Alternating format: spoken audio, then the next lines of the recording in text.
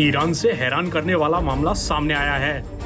दावा है कि पिछले 3 महीनों में ईरान के कई स्कूलों में सैकड़ों लड़कियां अपनी क्लास में हानिकारक धुएं से प्रभावित हुईं और उनमें से कुछ की हालत इतनी गंभीर हो गई कि उन्हें अस्पताल जाना पड़ा।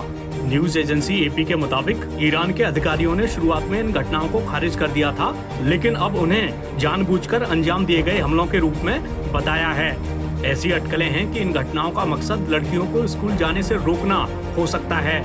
ईरान में ये घटनाएं ऐसे वक्त में सामने आई हैं जब पिछले साल मोरालिटी पुलिस द्वारा गिरफ्तारी के बाद सितंबर में महसा अमनी की मौत के साथ कई महीनों तक विरोध प्रदर्शन जारी रहे। एपी की रिपोर्ट में बताया गया है कि ईरान की राजधानी तेहरान से लगभग 125 किलोमीटर दक्षिण पश्चिम में स्थित कोम में नवंबर के अंत में इस तरह के शुरुआती मामले सामने आए। शिया समुदाय के लिए पवित्र इस शहर में छात्राएं बीमार पड़ गईं। वे दिसंबर में फिर से बीमार पड़ गईं। छात्राओं ने सिरदर्द, बेचैनी, सुस्ती महसूस करने या चलने फिरने में असमर्थ होने की शिकायत की। शुरुआत में प्रशासन ने ऐसे मामलों में कोई खास एंगल नहीं देखा।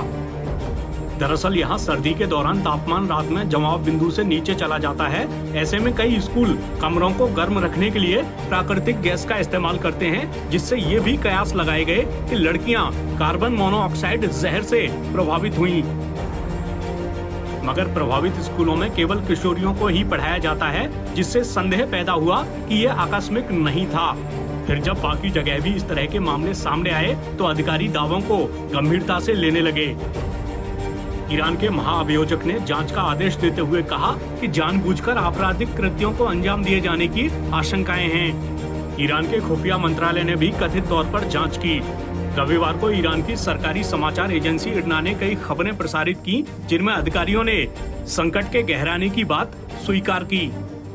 इरना ने उप स्वास्थ्य मंत्री यूनिस पानाही के हवाले से कहा, कोम के स्कूलों में स्टूडेंट्स के जहर से प्रभावित होने के बाद ये पाया गया कि कुछ लोग चाहते थे कि स्कूलों, विशेषकर लड़कियों के स्कूलों को बंद कर दिया जाए।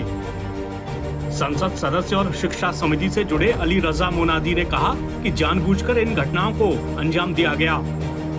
मोनादी ने कहा, लड़कियों को शिक्षा से रोकने का प्रयास कर रही शैतानी ताकतों का अस्तित्व एक गंभीर खतरा है। हमें मामले में तह तक जाने की जरूरत है। ईरान में महिलाओं पर हमले की घटनाएं पहले भी हुई हैं। सबसे हालिया समय में 2014 में इस्फहान में महिलाओं पर तेजाब फेंकने की कई घटनाएं हुई। उस समय माना गया था कि महिलाओं को उनके परिधान के चलते कट्टरपंथी उन्हें निशाना बना रहे थे।